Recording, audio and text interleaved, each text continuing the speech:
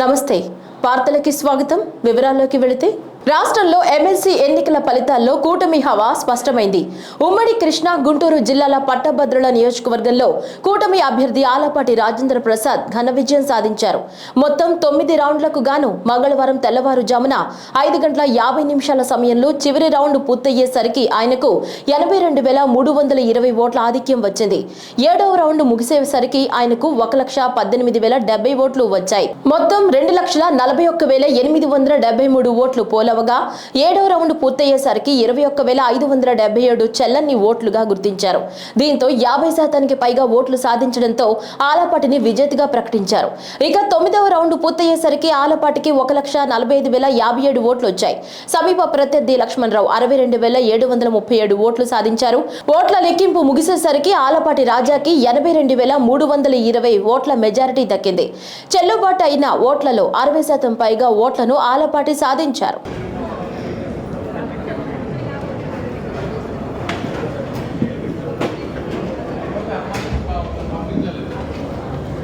ఎట్టి పరిస్థితుల్లోనూ ఈ నెలలో డిఎస్సి నోటిఫికేషన్ ఇస్తామని విద్యా ఐటీ శాఖల మంత్రి నారా లోకేష్ స్పష్టం చేశారు.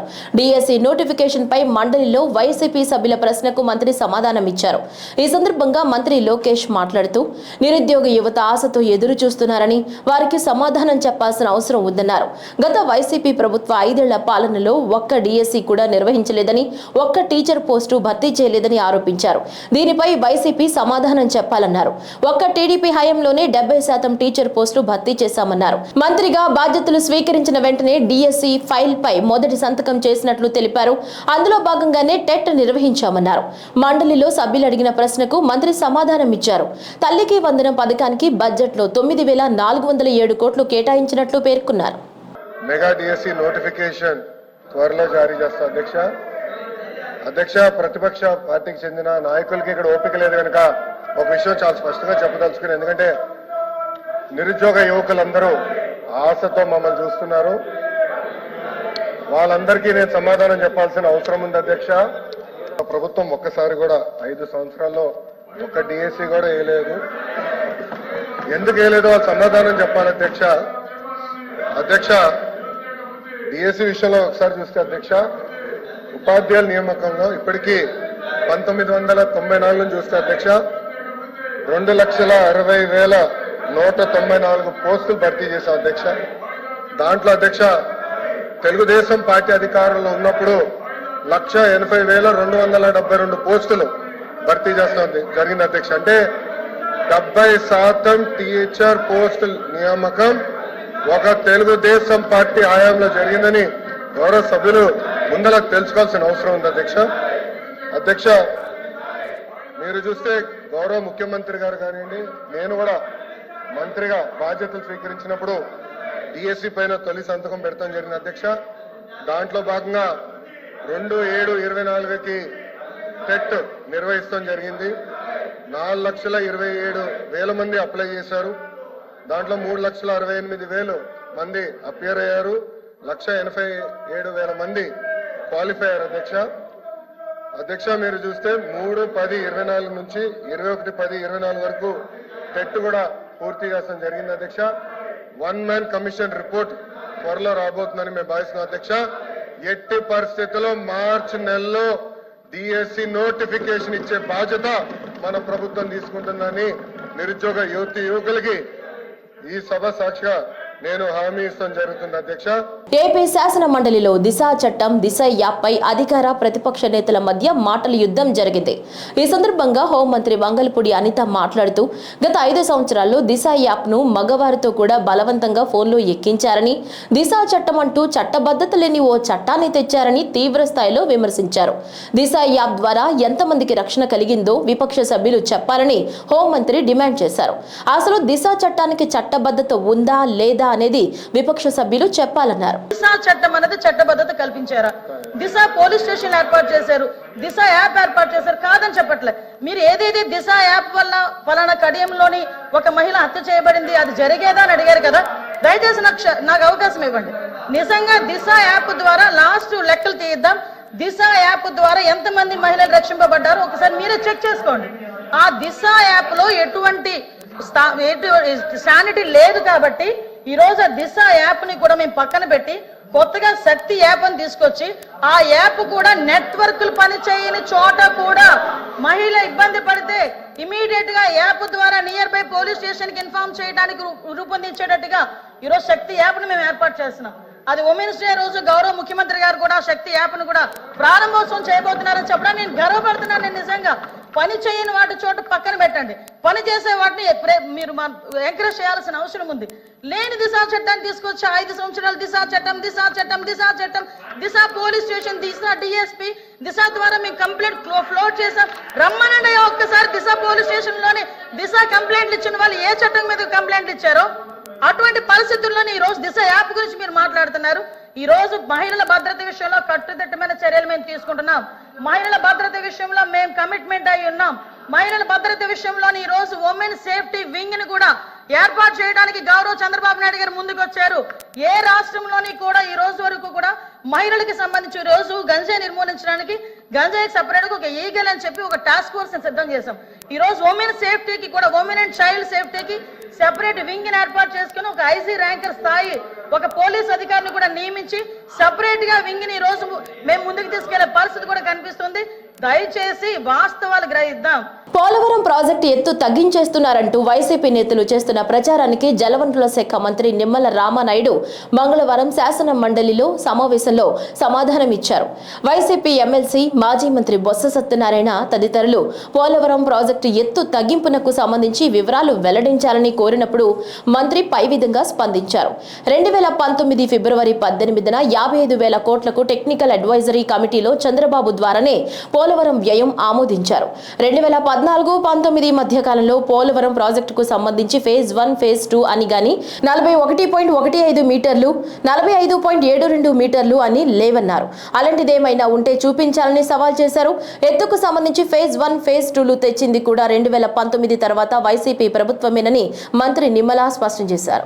పోలవరం ఎత్తు 41.15 మీటర్లని గాని, పోలవరం ఎత్తు 45.72 మీటర్లని గాని, పోలవరంలో ఫస్ట్ ఫేజ్ సెకండ్ ఫేజ్ అని గాని 2019 మే ఎన్నికల ముందు వరకు కూడా ఎక్కడైనా ఉందా? నేను అడుగుతూ ఉన్నా ఈరోజు. అంటే 2019 మే నెల ముందు వరకు కూడా ఎక్కడ కూడా ఫస్ట్ ఫేజ్ లేదు, సెకండ్ ఫేజ్ లేదు, 41 అని లేదు, 45 అని లేదు. ఓన్లీ పోలవరం ప్రాజెక్టు 45.72 అని మాత్రమే 2019 మే ఎన్నికల వరకు కూడా తెలుగుదేశం ప్రభుత్వ హయాంలో ఉంది అధ్యక్ష. ఇదన్నీ కూడా రికార్డ్స్. ఏదో మేము ఈ రోజు అధికారంలో ఉన్నారని మేము మాట్లాడడం కదా, రికార్డ్స్. మీరు కూడా చెప్తూ ఉన్నా, ఎక్కడైనా 2019 మేకు ముందు ఎక్కడైనా ఫస్ట్ ఫేజ్ సెకండ్ ఫేజ్ అని 41, 45 అని ఎక్కడ రికార్డ్స్ లో కానీ, మినిట్స్ లో కానీ, ఎక్కడైనా లేఖల్లో కానీ, ప్రపోజల్స్ కానీ ఉంటే చూపించమని అడుగుతూ ఉన్నా. అంటే పదే అబద్ధాలు చెప్పడమే అలవాటైనటువంటి పరిస్థితుల్లో ఇటువంటి ఆరోపణలు అధ్యక్ష.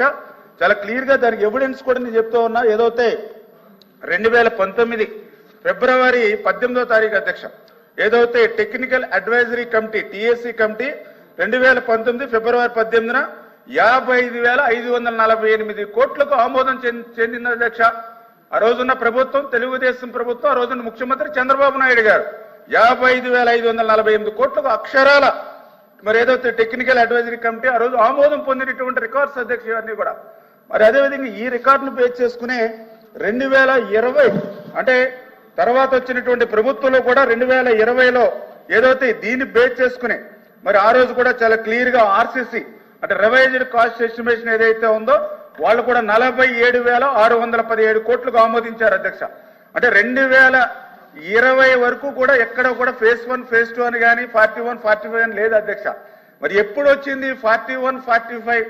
లేదంటే ఏదైతే ఫేజ్ 1, ఫేజ్ 2 ఎప్పుడు వచ్చింది అని అంటే 10/1/2022 అధ్యక్ష. 10/1/2022 అధ్యక్ష. ఎవరున్నారు అధ్యక్ష ఆ రోజు ముఖ్యమంత్రి? ఎవరున్నారు అధ్యక్ష ఆ రోజున్న ప్రభుత్వం? ఇదిగో సార్ డాక్యుమెంట్. 10/1/2022 ఆ రోజు ఉన్నటువంటి government of Andhra Pradesh special chief secretary Aditya Das ఆ రోజు PPSCEOకి లెటర్ రాశాడు అధ్యక్ష. 41.15 మీటర్స్ కు ఫస్ట్ ఫేజ్ గా 10,911 కోట్లు ఇస్తే మాకు పాక్షిక ప్రయోజనాలు చేకూరుతాయని చెప్పేసి వాళ్ళు ఇచ్చిన లెటర్ అధ్యక్ష. దీనికి ముందు ఎక్కడైనా 41 అనేది రికార్డ్స్ లో లేదు అధ్యక్ష ఎప్పుడు కూడా. ఏపీలోని తిరుమలలో చిరుతపులి సంచారం కలకలం రేపింది. తెల్లవారుజామున 1 గంటకు అలిపిరి నడకదారిలోని గాలిగోపురం వద్ద చిరుత కనిపించింది. ఆ సమయంలో భక్తులెవరూ లేకపోవడంతో ప్రమాదం తప్పింది.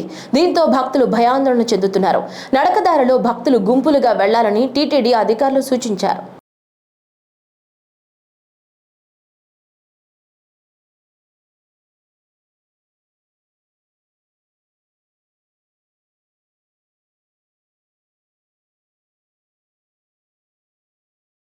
ఉండవల్లిలో తన నివాసం వద్దకు వచ్చిన నరసరావుపేట సాయి సాధన చిట్ ఫండ్ బాధితులతో సీఎం చంద్రబాబు మాట్లాడారు. కారులో వెళుతున్న సీఎం బాధితుల్ని చూసి కాన్వాయ్ ఆపి వారితో మాట్లాడారు. సుమారు 10 నిమిషాలు రోడ్డుపైనే నిలబడి వారి బాధలు ఓపిగ్గా విన్నారు. చిట్ ఫండ్ సంస్థ యజమాని 250 కోట్లకు పైగా సటగోపం పెట్టారని, ఆదుకోవాలని బాధితులు సీఎంకు వినతి పత్రాలు ఇచ్చారు. సుమారు 600 కుటుంబాలు రోడ్డున పడ్డాయని సీఎం వద్ద గోడు వెళ్లబోసుకున్నారు. బాధితులకు న్యాయం చేయాలని సీఎం చంద్రబాబు అధికారులను ఆదేశించారు. బాధితులను ఆదుకునేందుకు అన్ని చర్యలు తీసుకుంటామని హామీ ఇచ్చారు. ఒక రోజు కష్టం వస్తున్నా ఒకడు మోసం చేశాడని తెలిసినా మళ్ళా టెంప్టేషన్, ఆ టెంప్టేషన్తో తప్పులు చేస్తాను జీవితాలు. సార్ అతను ఎలాంటి నష్టాలు లేవు సార్. వాడుకుంటుంది మా వాడి ఏమైంది మోసం చేసాడు.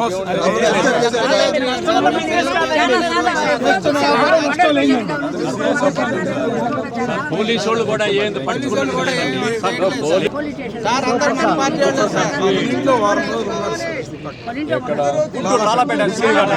ఒక 50 కోట్ల రూపాయలు వసూలు చేశాడండి. కావాలని దాటేయడం డబ్బులు ఎక్కడికి పోలేదు, మొత్తం ఉన్నాయి.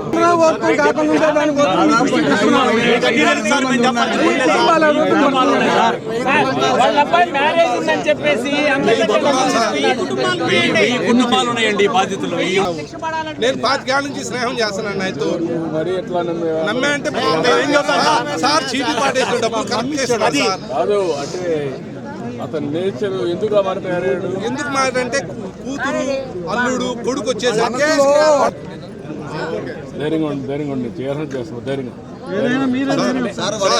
రమేష్ హాస్పిటల్లో 10% వాటా కొన్నాడని రూమర్ సార్. సార్ వాడనే డబ్బులు ఉంటాయి, బంగారం ఉంది, డైమండ్స్ ఉన్నాయి, అన్ని ఉంటాయి సార్. మీరు కొంచెం దాటేసి మా అందరినీ దారిలో పెట్టాలి సార్. సార్ మీ పిల్లలకి అవసరమని. తెలుగు రాష్ట్రాల్లో విస్తృత పర్యటనలు చేస్తూ హంగామా చేస్తున్న లేడీ అఘోరి ఏపీలోని పశ్చిమ గోదావరి జిల్లా తణుకులో హల్చల్ చేసింది. రాజేష్ నాథ్ అనే వ్యక్తి మహిళలతో అసభ్యంగా చాటింగ్ చేస్తున్నాడన్న ఆరోపణలు చేస్తూ ఆయన ఇంటి ముందు నిరసనకు దిగింది. అక్కడితో ఆగకుండా అతన్ని అరెస్టు చేయాల్సిందేనంటూ అక్కడికి చేరుకున్న పోలీసులపై ఒత్తిడి చేస్తూ ఆత్మహత్య యత్నం చేసింది. దీంతో తీవ్ర ఉద్రిక్తత చోటు చేసుకుంది. రాజేష్ నాథ్ అనే వ్యక్తి మహిళలపై అఘాయిత్యాలకు పాల్పడ్డారని అఘోరి ఆరోపించింది. ఈ క్రమంలో అతనిపై తీవ్ర వ్యాఖ్యలు కూడా చేసింది. ఈ మేరకు మహిళలు తనకు ఫిర్యాదు చేశారని తెలిపింది. అఘోరి మహిళలతో అసభ్యకరంగా చాటింగ్ చేసిన చాట తన దగ్గర ఉందని వెల్లడించిన అఘోరి పలువురు మహిళలు సైతం సెల్ఫీ వీడియోలు తీసి తనకు పంపించాలని కోరింది. దీంతో అఘోరిని నియంత్రించడం పోలీసులకు ఇబ్బందికరంగా మారింది. ఎంత తీసుకున్నారనేది నా దగ్గర తెలిసింది.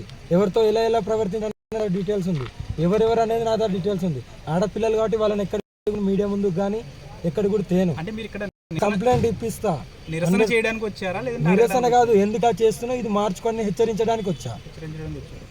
ఎందుకంటే ఒక గురువు అన్నప్పుడు హెచ్చరించాలి. నేను ఒక గురువు అమ్మనే కాబట్టి తప్పు చేస్తున్నావు, దీన్ని మార్చుకో పద్ధతులు. అంటే ఆయన ఇక్కడ లేరు అంటున్నారు, మరి లేకపోతే మీరు ఇక్కడే ఉంటారా? పోలీస్ కంప్లైంట్ ఎవరు? నేను ఇస్తాను, నేను ఎలా ఇవ్వాలో నేను అలా ఇస్తాను. నేను ఇస్తే మామూలుగా ఉండదు. మీరైతే ఎవరైతే ఆరోపణ చేస్తున్నారో ఆ మనిషి ఇక్కడ లేరు అని వాళ్ళ శిష్యులు అంటున్నారు. ఆయన లేరు కాబట్టి మీరు భయపడి దాక్కున్నాడా? దొంగ కాబట్టి దాక్కున్నాడు, అంతే కదా. దొంగ కాబట్టినే దాక్కుంటాడు. అంటే మీరు గతంలో కూడా మా గురువు గారు అన్నారు కదా, మరి మాకు గారు అనలేదు. ఓకేనా, గురువు గారు ఆయన బట్ట కడతా, ఈ డ్రామానికి బట్ట కడతా అంటే పోయినా. ఎందుకంటే ఒక గురువు అని వెళ్ళాము, అదే ఒక గురువుకి ఇచ్చే వాల్యూ అది. మేము అంటే మీ దగ్గర పక్కా ఆధారాలు ఉన్నాయి? పక్కా కాదు, పక్కా ఆధారాలు ఉన్నాయి. ఓకేనా, ఆధారాలు లేని నేను మాట్లాడను. ఆధారాలు లేకపోతే ఇదే కారులో ఇక్కడ నేను దహనం అయిపోతా. సినీ నటుడు పోసాని కృష్ణమురళికి కోర్టు 10 రోజుల రిమాండ్ విధించింది. టీడీపీ అధినేత చంద్రబాబు నాయుడు జనసేన అధినేత పవన్ కళ్యాణ్ పై అనుచిత వ్యాఖ్యలు చేశాడనే ఆరోపణలతో టీడీపీ నాయకుడు కిరణ్ పోసానిపై ఫిర్యాదు చేయగా పల్నాడు పోలీసులు కేసు నమోదు చేసుకుని అరెస్టు చేశారు. సోమవారం సాయంత్రం నరసరావుపేట కోర్టులో హాజరుపరచగా విచారణ అనంతరం కోర్టు 10 రోజుల రిమాండ్ విధిస్తూ ఉత్తర్వులు జారీ చేసింది. దీంతో పోలీసులు పోసాన్ని గుంటూరు జైలుకు తరలించారు.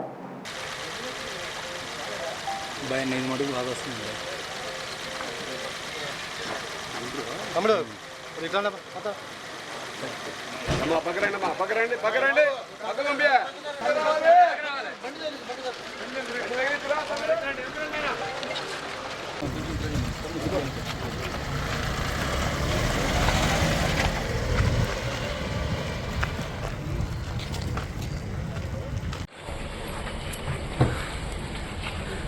బాబా నమస్తే.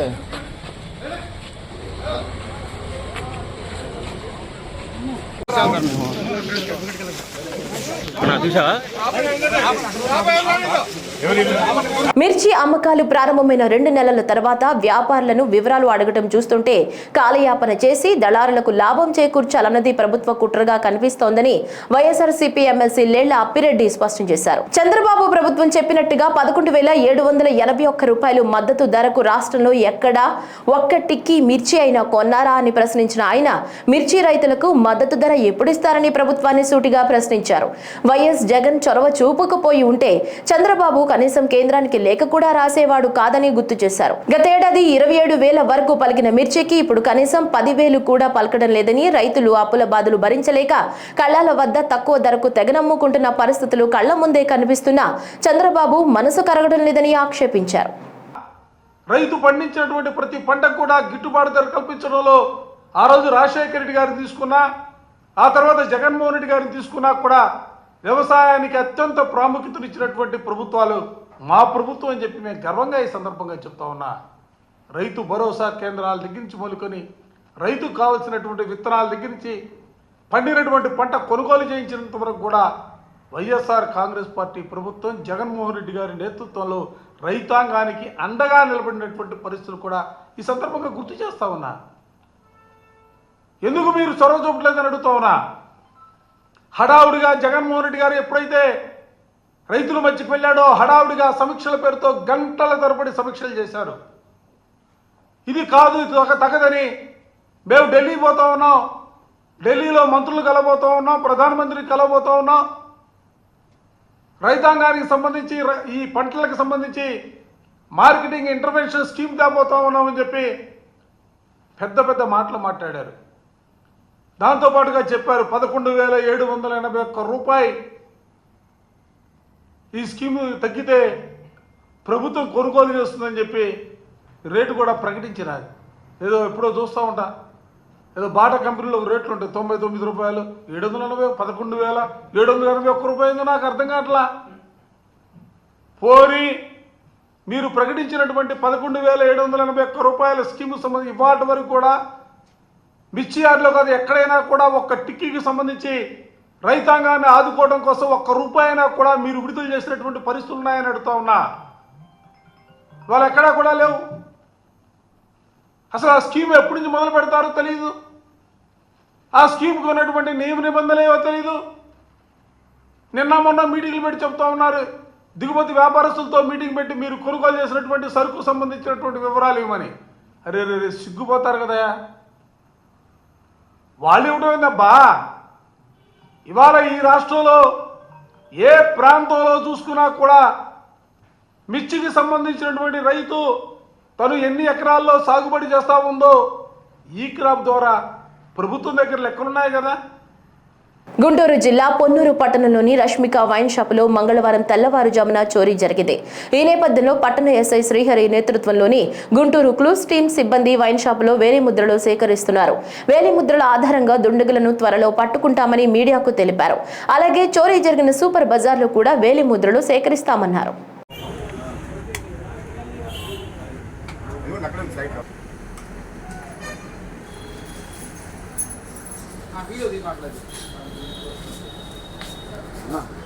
వీడియో చూస్తుంది అర్థం కదా.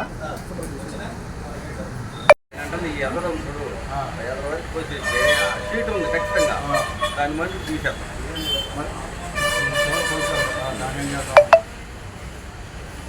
జోగులాంబ గద్వాల జిల్లా నడిగడ్డ భక్తుల ఎలవేల్పు జమ్మిచేడు శ్రీ జమ్ములమ్మ పరశురామస్వామి దేవాలయానికి మంగళవారం భక్తులు పోటెత్తారు.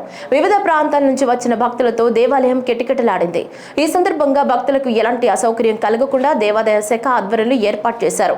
ఈ సందర్భంగా ఈవో పురందర్ మాట్లాడుతూ దేవాలయానికి దాదాపు 20,000 మంది ప్రతి మంగళ శుక్రవారాల్లో వస్తారని తెలిపారు. ప్రస్తుతం ఎండాకాలం నందున భక్తులకు ఇబ్బంది లేకుండా చలువ పందిళ్లు వేయిస్తున్నట్లు తెలిపారు. ఏరువాక పౌర్ణమి వరకు భక్తులు వస్తారని ఆయన తెలిపారు. ఈ కార్యక్రమంలో చైర్మన్ వెంకట్రాములు, డైరెక్టర్లు పాల్గొన్నారు.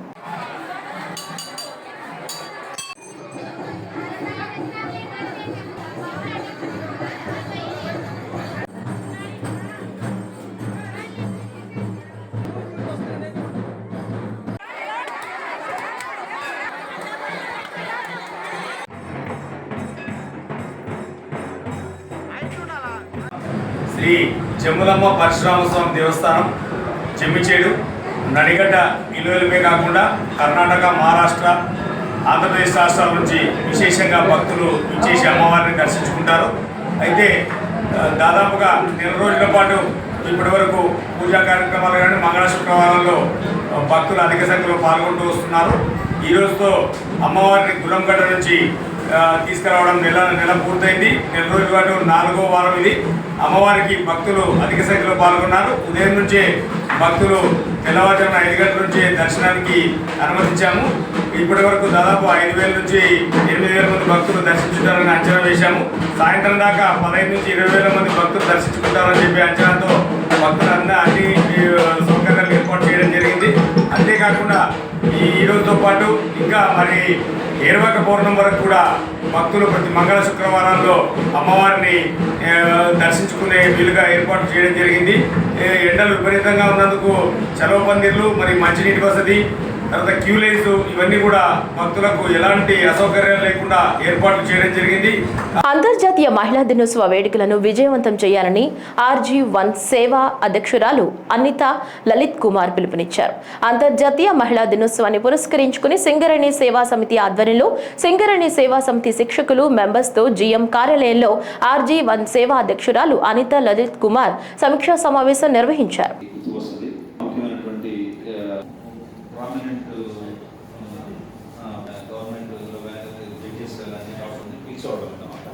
అవేర్నెస్ ఏదైనా వాళ్ళకి సన్మానం చేయడం, తర్వాత ఆటల పోటీలు మాత్రం మహిళలకి అందరికీ పెట్టేవాడు.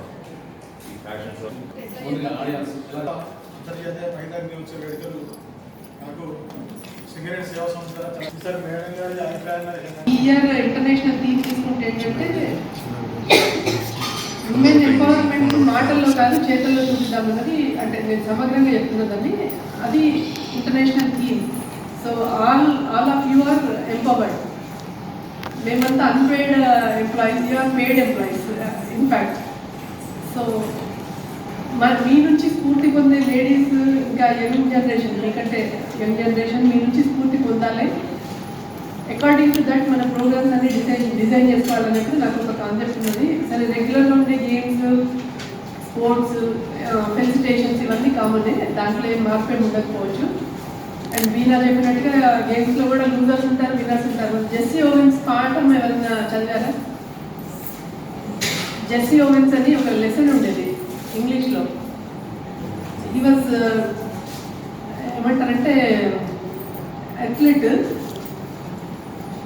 తను హ్యాండిక్యాప్డ్ ఉంటాడు సంథింగ్ నాకు, అంటే 10th క్లాస్లో 9th క్లాస్లో చదివిన గుర్తున్నది. ఆ పాఠంలో చెప్పేది ఏంటంటే ఎట్ ద ఎండ్ మనం ఎంజాయ్ చేద్దాము, వాట్ వీ గెట్ అంటే ఎంజాయ్మెంట్. ఓకే, 1-2 ప్రైజెస్ విన్నర్స్కి లూజర్స్కి పోతూనే ఉంటుంది. సో అందరూ మరి ఈ అవకాశాన్ని వాడుకొని ప్రతి ఒక్కరూ ఈ ఆటలలో పాటలలో పాల్గొనాలి. అండ్ కిరణ్ బాబు గారు వెరీ డైనమిక్ అండ్ తన థాట్స్ చాలా డిఫరెంట్గా ఉంటుంది, పాజిటివ్గా ఉంటాయి మనకి. సో ఆయన ప్లానింగ్ అంతా నాకు చెప్తున్నారు ఇప్పుడైతే. అదే దాంట్లో మనం ప్రోగ్రామ్ కూడా చేసుకున్నాము.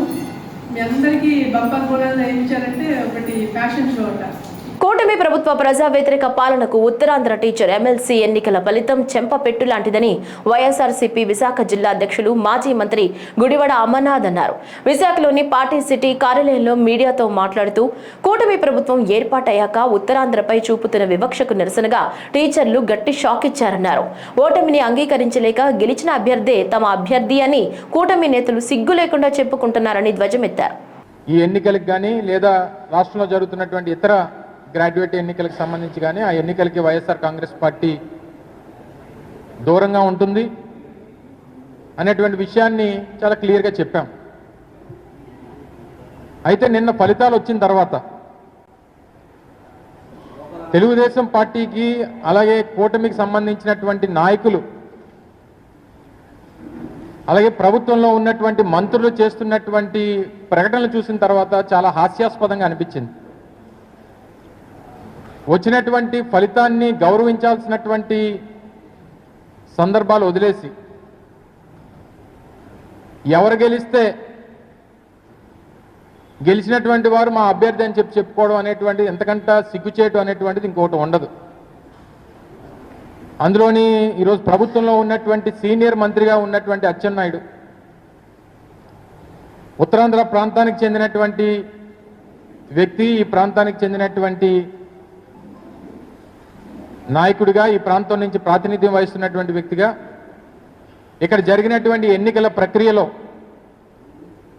పూర్తి స్థాయిలో నిన్న ఓటమి పాలైనటువంటి అభ్యర్థికి మద్దతు పలికినటువంటి కూటమి పార్టీ నాయకులు తీరా ఫలితం వచ్చిన తర్వాత నిన్న శ్రీనివాసులు నాయుడు గారు టీచర్స్ ఎమ్మెల్సీగా ఎన్నికైన తర్వాత శ్రీనివాసులు నాయుడు గారి తాలూకు విజయంలో కూటమి పాత్రే ఉంది, కూటమి బలపరిచినటువంటి అభ్యర్థి శ్రీనివాసులు నాయుడు గారు అని చెప్పుకోవడం అనేటువంటిది మరి ఎంతకంట సిగ్గుచేటు ఇంకోటి ఉంటుందా అని చెప్పని అడుగుతా ఉన్నా. మీరు అధికారంలోకి వచ్చినటువంటి కేవలం ఈ 9 మాసాల్లో నేటికి కరెక్ట్గా మార్చి 4వ తారీఖు 9 మాసాలు పూర్తయింది. 9 మాసాల్లో ప్రభుత్వంలో పనిచేస్తున్నటువంటి అత్యధికమైనటువంటి వ్యక్తులు ఉపాధ్యాయులే. ఎందుకంటే దాదాపు రమరమే 6 లక్షల మంది ప్రభుత్వ ఉద్యోగస్తులుంటే అందులో 1,80,000 1,90,000 మంది ఉపాధ్యాయులే ఉంటారు. అంటే 100కి 30% మంది ఉపాధ్యాయులే ప్రభుత్వంలో పనిచేస్తుంటారు. అటువంటి ఉపాధ్యాయులు ఇచ్చినటువంటి తీర్పు గడిచినటువంటి 9 మాసాలుగా ఈ ప్రభుత్వం తాలూకు పనితీరుకి చెంపపెట్టు అనేటువంటి విషయాన్ని ఈ సందర్భంగా చెప్పక తప్పదు. బడ్జెట్ పై శాసన మండలిలో జరిగిన చర్చా కార్యక్రమంలో అధికార పార్టీ నేతలు విపక్షం అడిగిన ప్రశ్నలకు సమాధానం చెప్పలేక రాజకీయ ఎదురుదాడికి దిగడం సరికాదని శాసన మండలి విపక్ష నేత బొత్స సత్యనారాయణ అన్నారు. ప్రస్తుతం ఉన్న సచివాలయం, అసెంబ్లీ భవనాలు తాత్కాలికం కాదంటూనే మరోవైపు కొత్త భవనాల కోసం టెండర్లు పిలవడం కూటమి పార్టీల ద్వంద్వ వైఖరికి నిదర్శనమని ఆయన ఆగ్రహం వ్యక్తం చేశారు. అంటే అధికార పార్టీ నేతల మాటలు వారి నిలకడ లేమికి నిదర్శనమని తేల్చి చెప్పారు. ప్రభుత్వం చూపెడుతున్న లెక్కలకి, అందులో ఉన్న నిజాయితీని, వాటిని వేలెత్తి చూపెట్టి వాటికి మా సజెషన్లు ఏమి ఇవ్వాలో ఆ కార్యక్రమాన్ని మా సభ్యులు, గౌరవ సభ్యులు అందరూ కూడా దాన్ని ఇదిగా పాటించాం. దురదృష్టవశాత్తు ఇవాళ అధికార పార్టీకి సంబంధించిన సభ్యులు మాట్లాడినప్పుడు వాటికి సంబంధం లేకుండా రాజకీయ కోణంలో రాజకీయ లబ్ధి కోసం వారు మాట్లాడిన సందర్భాన్ని కూడా చూశారు. ఎప్పుడో మేము అన్ని మాటల్ని, ఆ రోజు జరిగిన వాస్తవాల్ని అవి మాట్లాడారు. ఎస్, మేము దానికి కట్టుబడి ఉన్నామని కూడా చెప్తాం. అందులో భాగంగాన ఇప్పుడు సాక్షాత్తు ఉన్న మన ఈ శాసనసభని, ఈ సెక్రటరీ గురించి డిస్కషన్ వచ్చినప్పుడు గౌరవ మంత్రి ఆశ్చర్యంగా ఉంది. ఇది తాత్కాలికమని చెప్తే కాదు, ఎవరు చెప్పారు తాత్కాలికమని బుకాయించడానికి ప్రయత్నం చేస్తున్నారు.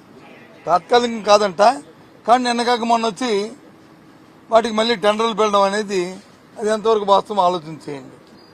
సభా సాక్షిగా ఇవి తాత్కాలికం కాదని చెప్పిన మాటని ఒకసారి మీకు మళ్ళీ, అందుకే ఇక్కడికి వచ్చాను, లేకపోతే డిస్కషన్ జరిగింది కదా వెళ్ళిపోదామని అనుకున్నాము. కానీ మీ అందరూ మళ్ళీ ఒకసారి దాన్ని, వారికి క్లారిటీ లేదు, శాంటిటీ లేదు, ఏదో ఒకటి మాట్లాడి బుల్డో చేసుకుని వెళ్ళిపోవాలి అనే ఆలోచన తప్ప మనము జవాబుదారీతనం ఈ రాష్ట్ర ప్రజానికి మా ఆన్సరబుల్ వాళ్ళకి వాస్తవాలు చెప్పవలసిన బాధ్యత మనకు ఉన్నది అని చెప్పాలి. ఇక రెండో విషయానికి వస్తే, సాక్షాత్తు ఈ రాష్ట్ర ముఖ్యమంత్రి, ఈ రోజున ముఖ్యమంత్రి గారు నారా చంద్రబాబు నాయుడు గారు వాళ్ళ పార్టీ తాలూకా ఫోరంలో ఏం మాట్లాడారో నిన్న మొన్న టీవీలోనూ పత్రికల్లో అన్నింటిలో వచ్చాయి. మరి సభలో మాట్లాడిన మంత్రులు వచ్చి నో అది కాదు, అది వాస్తవం. అడిగాం, రాజ్యాంగబద్ధమైన వ్యక్తులు రాజ్యాంగబద్ధానికి రాగద్వేషాలకు అతీతంగా ప్రజాస్వామ్యబద్ధంగా ఆ భగవంతుడి మీద ప్రమాణం చేసి ప్రమాణ స్వీకారం చేశామా. సాక్షాత్తు ముఖ్యమంత్రి వ్యక్తే కాదు, ఒక అధికార పార్టీకే తెలుగుదేశం పార్టీకే పనిచేయాలి అని ఆయన నోటి మాట చెప్పిన దాన్ని ఏంటిది అడిగితే అది కాదు, ఆయన మాటలు కాదు, ఒక్కిరికించారు, టీవీలో వచ్చినవన్నీ కూడా సోషల్ మీడియా వచ్చినవి కూడా అసత్యాలు అని చెప్పారు. అయితే దాన్ని రికార్డెడ్గా చెప్పండి, లేదు మీ పార్టీ తరఫున వివరణ ఇవ్వండి, మీ పార్టీ తరఫున వివరణ ఇవ్వండి, లేదా ముఖ్యమంత్రి గారి తాలూ కార్యాలయాన్ని స్పందించమనండి అని అడిగాం. దానికి సమాధానం లేదు. చెప్పిన మాట చెప్తారు, అది చెప్పరు. మేము సూటిగా అడుగుతున్నాం, ఒక రాజ్యాంగబద్ధమైన ఉన్న వ్యక్తి, ఒక ముఖ్యమంత్రిగా ఎన్నికైన వ్యక్తి ఇలాంటి మాటల్ని, నాకు తెలుసు స్వాతంత్రం వచ్చిన తర్వాత ఈ భారతదేశంలో ఏ ముఖ్యమంత్రి కూడా ఎవరు కూడా ఇలాంటి మాటలు మాట్లాడలే. గుంటూరు కృష్ణా పట్టభద్రుల ఎమ్మెల్సీ ఎన్నికల్లో విజయం సాధించిన ఆలపాటి రాజేంద్ర ప్రసాద్ మంగళవారం గుంటూరు కలెక్టర్ నాగలక్ష్మి నుంచి ఫారం అందుకున్నారు. అనంతరం కలెక్టరేట్లో ఆయన మాట్లాడారు. 33 నియోజకవర్గాల్లో 6 నెలలు పర్యటించడంతో పట్టభద్రులు తన గెలుపు కోసం కృషి చేశారని కొనియాడారు. 33 నియోజకవర్గాల ప్రజలు ఎవరైతే పట్టభద్రులు ఓటర్లుగా నమోదు చేసుకున్నారో దాదాపు 2,41,000 మంది ఓటర్లు తమ హక్కుని ఈ ఎన్నికల్లో వినియోగించుకోవడమే కాకుండా ఒక గొప్ప విజయాన్ని అందించినటువంటి వరించినటువంటి అదృష్టవంతుడిగా నేను భావిస్తా ఉన్నాను. ఇది కాకుండా దాదాపు 2,31,000 మంది 21 సంవత్సరాల నుంచి 40 సంవత్సరాల మధ్యలో ఉన్నటువంటి వయసు కలిగినటువంటి ఓటర్లు ఉన్నటువంటిది మరొక విశేషం. 3,46,000. ఆ రకంగా చూసుకుంటే ఇప్పుడు జరిగినటువంటి ఎన్నికలో మరి 1,45,057 ఓట్లు నాకు వస్తే. ఈ వార్తలు ఇంతటితో సమాప్తం. నమస్కారం.